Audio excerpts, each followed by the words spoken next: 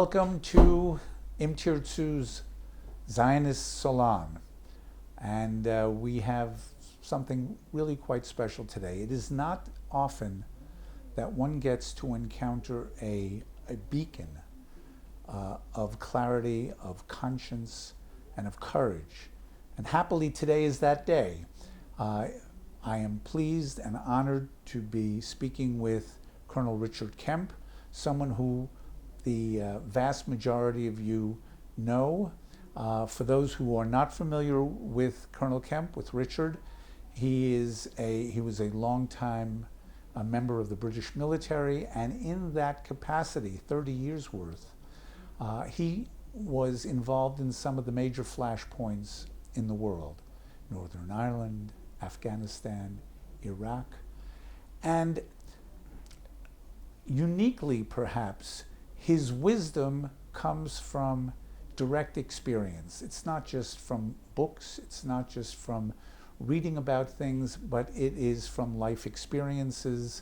It is the takeaway from things that he was intimately involved with, and that has informed him as he has gone on to be a leading spokesman, a defense strategist, and as I say, a clarion voice for the values and the goodness of Western civilization, which happily includes, of course, the state of Israel. So welcome, Richard. It's really great to have you here. As an aside, I will tell you that just about everyone I mentioned that I was doing this interview with you today said the exact same thing. 3 words: wow, he's great. Few people say that about me. Well, you know, in the U.S. there's the expression 50 million Frenchmen can't be wrong. So I'm attributing that uniformity of response. There's something really there. So it's really a great pleasure to have you with us. And what I'd like to start with is here we are, July 2022. As we say in the financial world, let's mark you to market. Let's update you. What are you focusing on right now? What do you see as the big topics that demand your concern and should demand our focus? Well, thank you very much, and it's a real pleasure to be here with you. I've long admired Im Tirtzu, albeit from a bit of a distance, but now coming face to face, right, I can see how incredibly valuable this organisation is. Thank you. As far as my what I'm dealing with at the moment, I've been working quite extensively on Israel-related issues recently, including the attempts to vilify and condemn Israel in the United Nations Human Rights Council. And just a few weeks ago, I spoke at the UN Human Rights Council against a report that's recently been issued about Israel's alleged war crimes against humanity, the standard stuff that we see churned out by that inaugust body about Israel. Also, I'm dealing quite a lot with Ukrainian issues, analysis and consultation relating to the Ukrainian conflict, the Russian invasion. And that is the whole area, not just of Ukraine, but of the threat that Russia poses to the West, is something that concerns me at the moment. And I suppose also I'd say China, which remains closely allied to Russia, but despite that represents an even bigger threat to the West than I think Russia does, despite the immediacy of that threat. Right. And then, everyone's best friend, Iran, which I think threatens us all. Well, you've hit all the buttons, and so before we get to some of the specifics about those particular areas, I'd like to just ask, in terms of you as Richard Kemp, these are recent milestones, but they obviously emanate from experience, from your accumulated experiences. What would you say, looking back, is sort of the common theme, the driver in your career? Well, I would say it's ever since I first joined the army back in 1977, before most of your viewers were born, probably. My role has been to fight against injustice, against threats to the West, and I did that, frequently in operational theatres like Northern Ireland, Afghanistan, Iraq, the Balkans, against people who were trying to intimidate and inflict violence on others. That was the role of the British Army, really, for most of the time I was in it, and I was actively engaged. But since then, I've kind of attempted to take up the same sort of fight, but using the pen rather than the sword. I'm too old and fat now to use a sword to any great effect, but the pen I can wield, and so I try and bring the experience I gained in my military career and dealing with very, very wide range of violent situations, mostly but not exclusively to do with terrorism, and I try to use that experience and that knowledge to inform others and hopefully, where possible, to correct misconceptions and false narratives, media abuse, and so on. Well, as I said in my introduction, you have the unique advantage of having experienced these things. So your wisdom comes from direct experience. It isn't theoretical. You have seen things on the ground. You have seen things in action that have, what you're saying, have led you to larger, overarching conclusions, perspectives, points of view that continue to inform what your interests are and what your concerns are. And I think that's an amazing use of those experiences, that they weren't just, gee, this was hard, gee, this was tense, but you connected certain dots and you saw larger messages, larger themes going on in those areas of conflict that have a more general applicability in the world. And I think that is something that is very necessary, from our point of view today. Let's talk about you. You are a great friend of the State of Israel, and I'm going to assume that some of your affinity and your friendship grows out of those experiences. In other words, an empathy with what we face here in terms of dealing with terror and dealing with demonization, delegitimization. Give us a sense of how you came to be the friend of Israel that you are today. Well, Israel is, I think, at the spear point of many of the challenges that the West faces today. And in some cases, the West doesn't even know it faces these challenges, yet Israel is dealing with it. My sort of immediate, I've long had an interest in Israel and admiration and respect for Israel and the IDF. But my immediate interest, I suppose, was really initiated by the friendship that Israel showed to the UK during the time that towards the latter end of my military career, when I was working for an organisation called the Joint Intelligence Committee in the Prime Minister's office in London.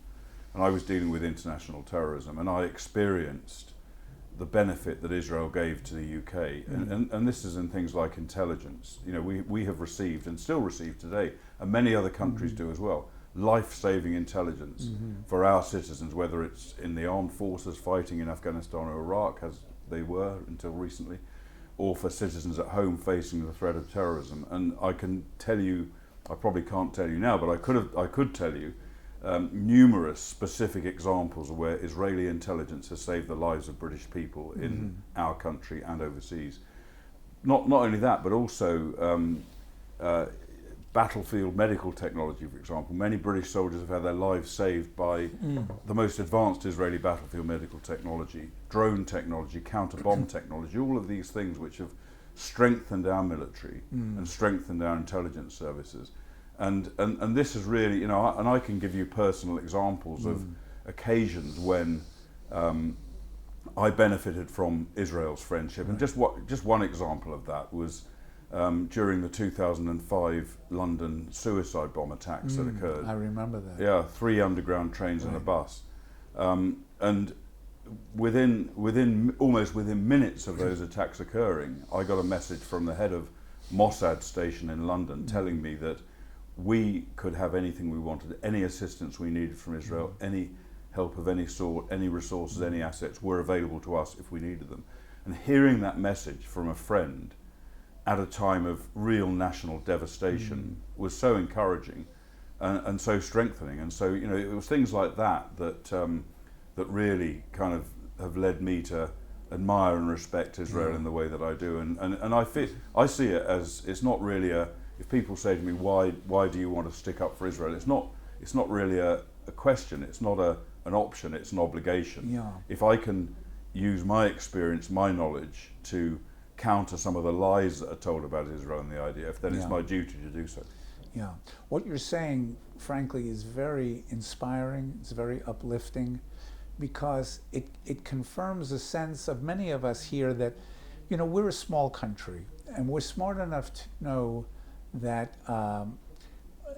it's not just about us, that we are, as you said earlier, the point on the spear of a lot of what happens in the Western world. Yeah. And what we experience is very much a canary in the mine cage type of perspective in civilization. So to our credit, and it's wonderful to hear as a recipient of that generosity and that awareness, we believe that we are, you know, we're all in it together, that there is a larger game being played here. And, you know, for example, vis-a-vis an Iran, yes, we are the little Satan, but there's also a great Satan, and there's also friends of the great Satan and the little Satan. And you know, if the regime is as mad as many people surmise it could be, you know, there's no telling where they will try to exercise that madness. So there is this overarching affinity and involvement, and it's great to hear you to talk about that, because we certainly feel that we try to show that we're trying to be like a light unto the nations, as you know, the Bible talked about us, and we take that very seriously. And it's not to say, oh, we're so wonderful. It's to say this is our part of our role. This is part of our God-given role. This is part of our civilizational role. We think we have something to add and to contribute, and it's great. And I'm very touched to hear that story about the 2005 attack. It's really very powerful. So in that regard, in terms of the West and Israel, let's talk a little bit about the Ukraine, because it's a terrible situation. It's a terrible situation for the Ukrainians first and foremost. It's terrible in terms of the brazen aggression of Putin and the Russians, but it's also a very difficult situation for us here in terms of, in a real world, trying to navigate a very difficult situation. And what I'm, as you well know, and for the benefit of our audience, what I'm referring to, of course, is the presence of the Russian army next door in Syria, our ability to operate with more or less impunity as we need to against Iran in Syria, and we've tried to walk a thin line in that regard. Give me your thoughts about what the West should be doing vis-a-vis Ukraine, and what you think Israel should be doing. Yeah, just a slight aside on that before I answer your question. I mentioned I spoke at the UN Human Rights Council in Geneva a few weeks back on this report they'd written against Israel.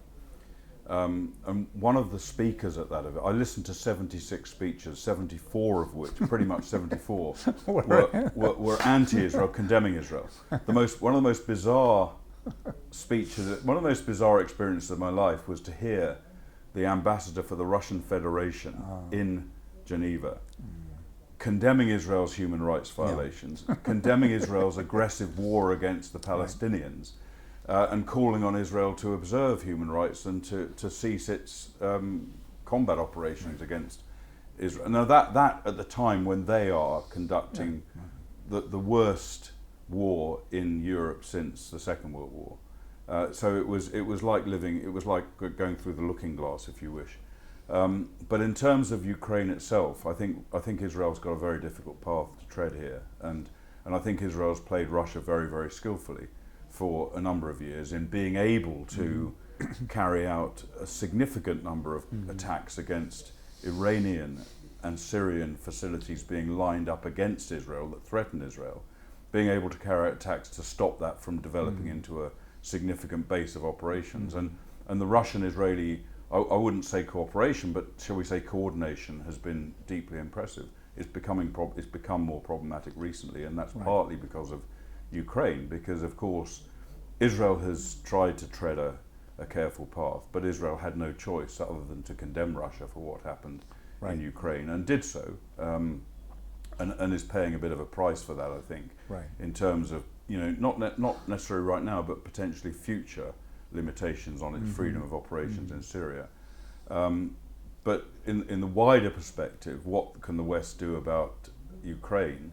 I'm afraid to say that the West today is too weak to take real action on Ukraine. And I think, you know, I applaud Great Britain in particular, and I'm not saying it just because it's my country, but the stance Britain's taken in being, you know, really in the lead on demanding sanctions against Russia, in the lead on providing military equipment to support Ukraine, and financial resources as well to support Ukraine.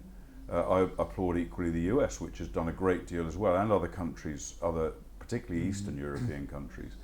But the West as a whole, I fear, is not in a strong enough position to have any significant impact on Russia. Putin knows there's no prospect of Western military intervention in that campaign, which is about the only thing that could stop him from achieving his objectives in Ukraine. And my fear, and I hope I'm wrong in this, my fear is that the Western rationale for their position, which is, well, Ukraine's not a member of NATO, therefore we can't carry out military intervention, is just an excuse. As I think the nuclear threats that Putin's making, taking them seriously, is also an excuse. And my great fear is that if Putin decides next to bite off a chunk of NATO, like for example the Baltic states, that NATO will not react to that and will not fulfill its treaty obligations to defend member states. Because I think there's just such a weakness, particularly in Western Europe. And if Western Europe's not going to react to it, why would the US?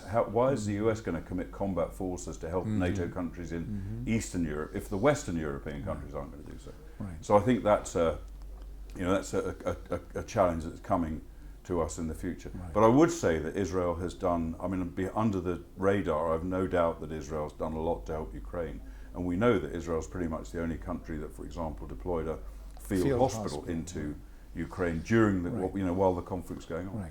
I think looking at it from a distance, that Israel has tried to be helpful to the Ukrainians without going over a certain red line of providing aggressive or offensive weaponry, certainly, that could trigger a red alarm vis-a-vis Russia. It seems that based on things like you just talked about in terms of the Russian ambassador's statement, we have hit nerves there for sure, but it's a very, very difficult quandary, because we don't want to look like we're being insensitive to a country facing invasion. Hello, you know, this is something that we know a lot about, and so that it's an exquisitely difficult dance.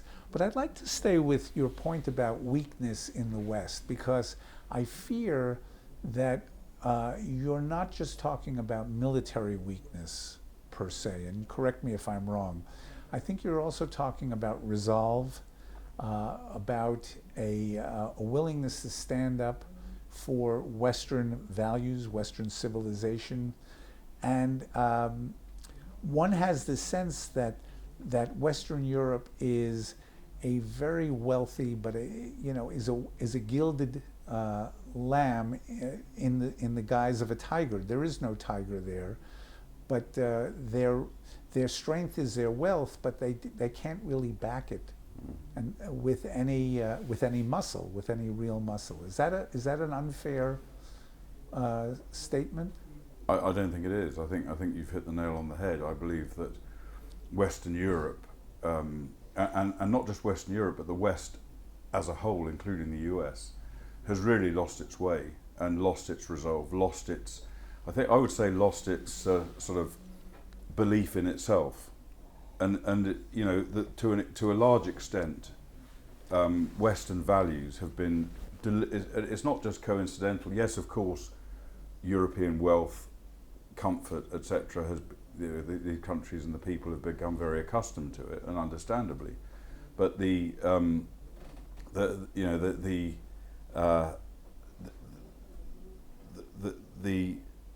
willingness to stand up and protect those values, I think, has largely disappeared, and it's partly due to fear of conflict, partly due to a sort of belief that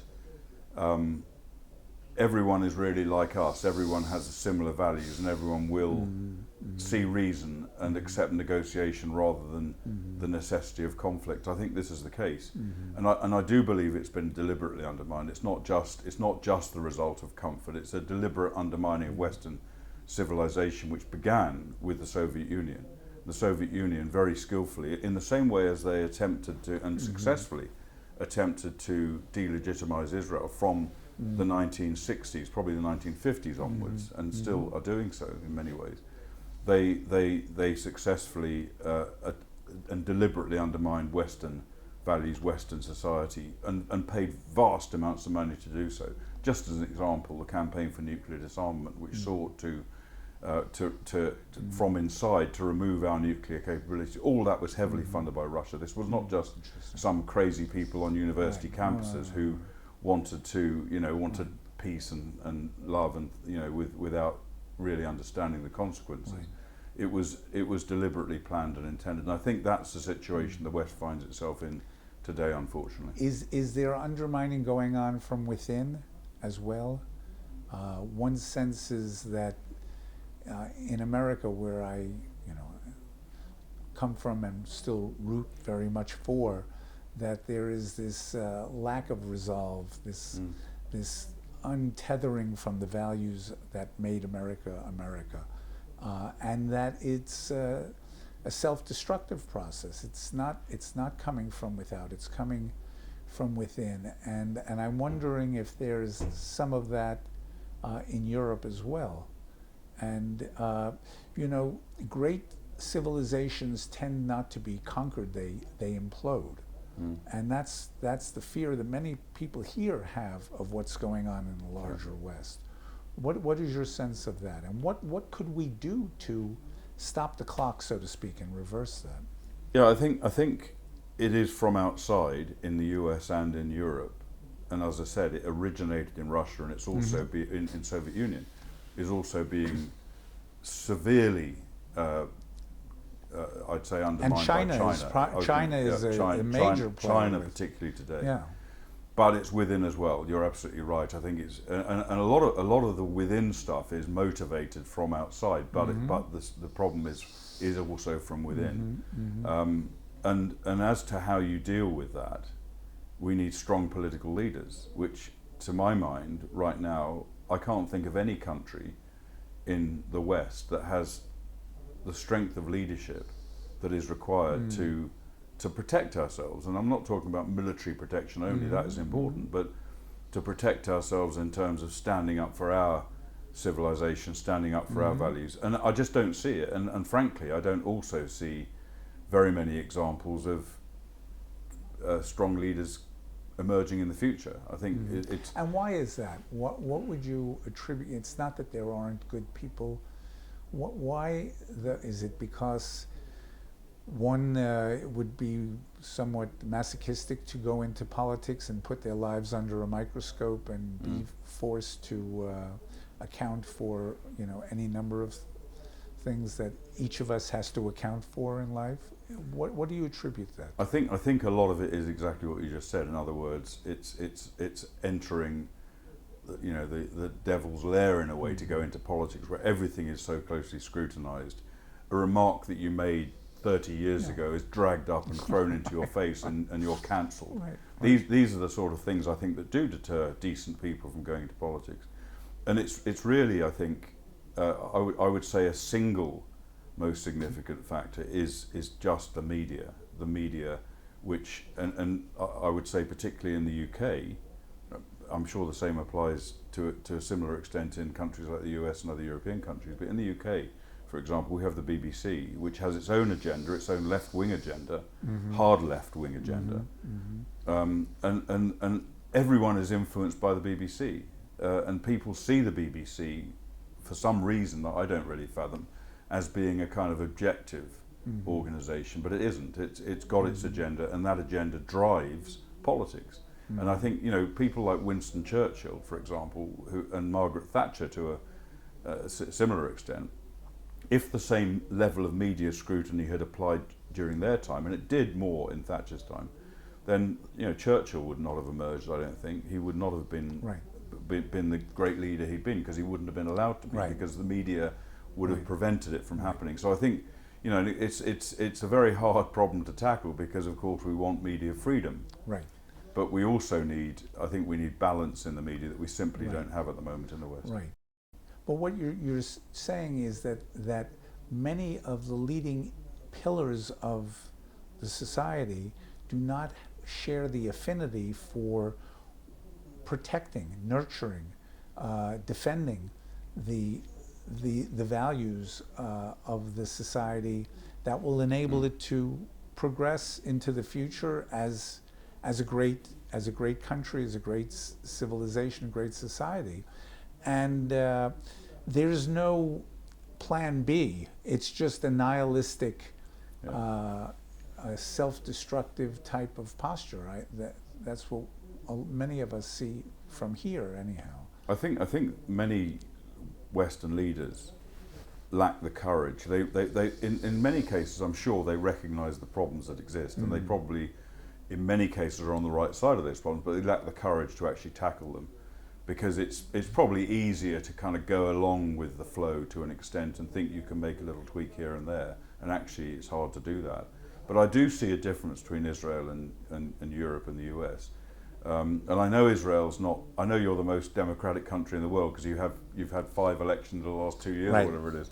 So you love democracy, but I do think Israel retains, in its leadership and in its society as a whole, it retains a hardness and a strength of purpose that comes, I think, from being under threat in the way that European countries are not. And you've got enemies on every side of you. Admittedly, the situation is changing for the better with the Abraham Accords, etc. But nevertheless, you are confronted by very real existential threats to your country. And I think that, in the same way as you'd have seen a similar spirit, I think, to Israel in Britain in the Second World War, when we were under existential threat. And I think that it's a bad situation to be in, but it's a driver for the good, I think. I've gotten myself into a lot of hot water by telling people that Israel is blessed to have external enemies.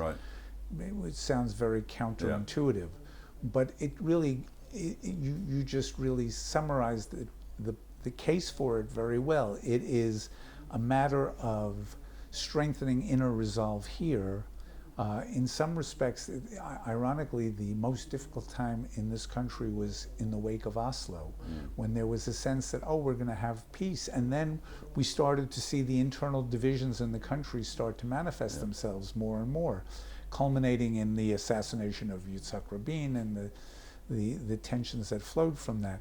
But, you know, Im Tirtzu, which is all about protecting Zionism and values, defending against anti-Zionist attempts at demonization and delegitimization here within Israel, and many of our friends in the United States are surprised to hear that there is anti-Zionism within Israel itself, and also to elevate Zionist values with our citizenry. We're very worried about what we see as a crisis of confidence here.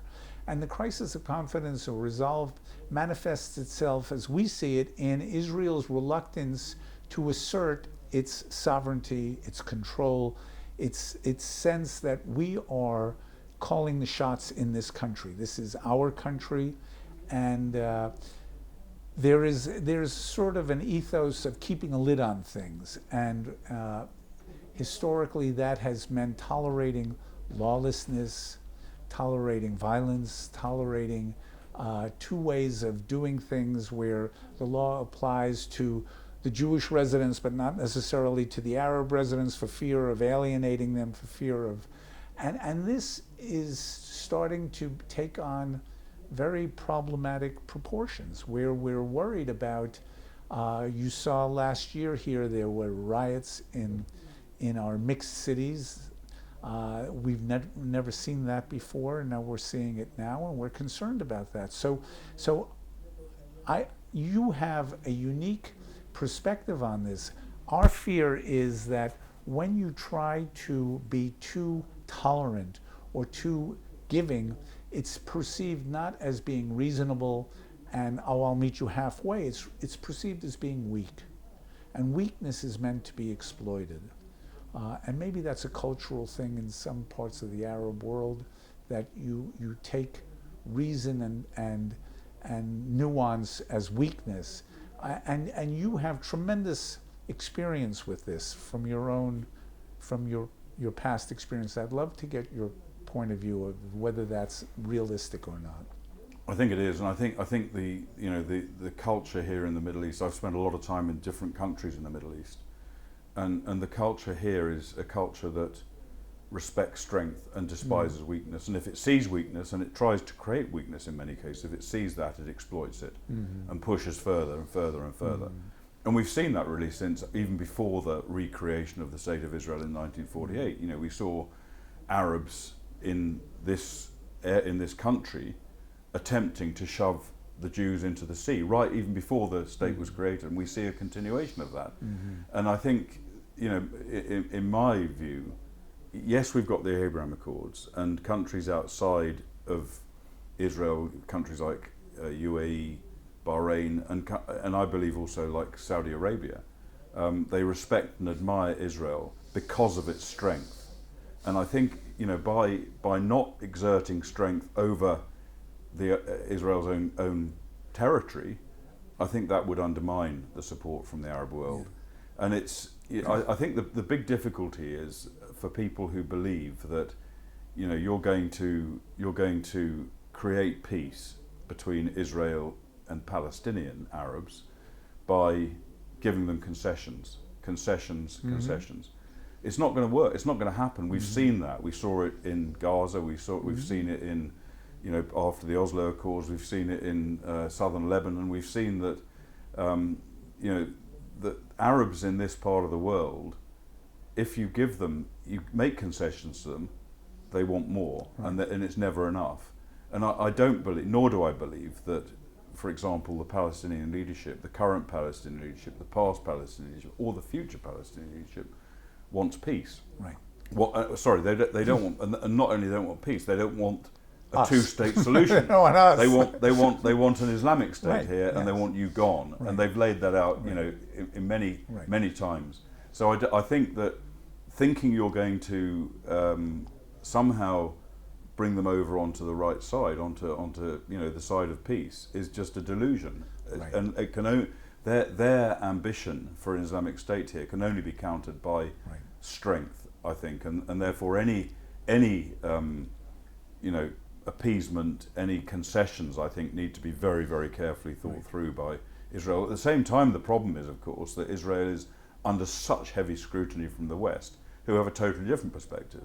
And Israel's got to look in many ways in both directions, because it's not in isolation. It depends heavily on the US, it depends on other Western countries.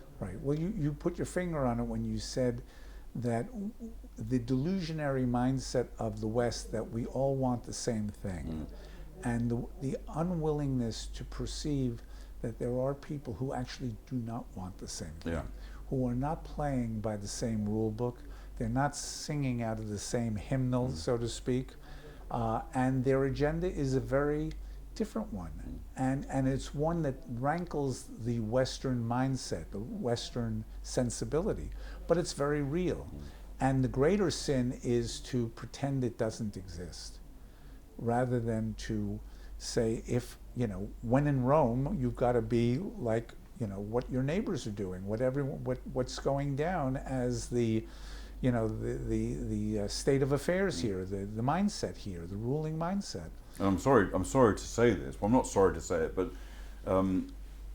one of the realities of this situation is not just Israel that suffers as a result of concessions and weakness and Western scrutiny is not the right word, because scrutiny is fine, but Western bias against Israel, Western views that they know better than Israel knows. I think that it's not just Israel that suffers from that. The kind of stuff we heard at the United Nations, the kind of vitriol and bile you hear all over the place against Israel also incites anti-Semitism against Jews around the world, and we've seen that last May in the war. We saw that, but I think the greatest victims of all this are not Jews around the world. They're not the Israelis. The greatest victims are the Palestinian Arabs, whose life and whose future is contaminated and devastated by their leadership. Absolutely. Absolutely. It's when you see the curricula in the schools, when you see the poisoning of the well with 3-year-olds, this really is a crime against humanity. It is, and you say, how can, this is where you divorce yourself from that mindset and you say, how can people be like that? How is that possible? But it is possible. And the Abraham Accords is something that we feel very excited about here.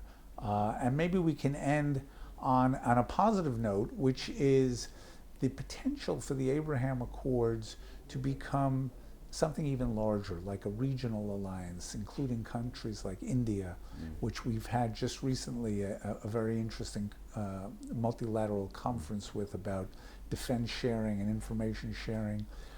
Southeast Asian countries who feel that let's take the initiative. Maybe the U.S. is pulling back as a force in the world. China is emerging as a threat in the world. Iran is a wild card threat that can affect many countries. And let's take it upon ourselves to link arms and find common cause with other countries that we really share a lot more than we disagree with about things. I think the Abraham Accords have huge promise. I mean, they've achieved a great deal already, but and I think, for example, the greatest prize in the Abraham Accords would be Saudi Arabia, and I think that without Saudi Arabia's blessing, the UAE and Bahrain and other countries would not have signed up to the Abraham Accords. And I think only when the current Crown Prince, MBS, becomes the ruler of Saudi Arabia, I think then it's highly likely that Saudi Arabia will officially join the Abraham Accords. And I've had discussions with leaders and government officials in Saudi Arabia which tend to confirm that perspective. And I think there's one, to develop that further, we really do need the strongest possible backing from the United States, and that has been extremely lacking under the Biden administration. I hope that either they see the light or that they get replaced by an administration in due course that is more likely to put power behind the Abraham Accords, because I do think that not only is that beneficial for the region and the world, but also I think the Abraham Accords and their development are about the only glimmer of hope you could have that sufficient pressure would be applied to the Palestinians to make them come to some kind of accommodation with Israel. It's a faint glimmer, but I think it's about the only one. Yes. It may be faint, but you play the cards that you have, and you try to push the assets that you have. Richard, this was fascinating, and I'm sure our viewers are in a much more wise and informed position than they were from the beginning of the talk. I want to thank you very, very much for joining us today. Wish you continued, may you, as we say, go from strength to strength, and may your voice be heard in all the right councils where it needs to be heard, speaking sanity, speaking justice and rightfulness for not only for Israel but for the West, for Western values, and may we all continue to benefit from your wisdom and strength. So thank you very much. Thank you. I appreciate that very much. We're done. Can you take a picture of us? Yeah. Yeah, I want a picture with you guys as well. You guys got I think we went longer than, 40 minutes. There's my camera. but that was, 40 minutes.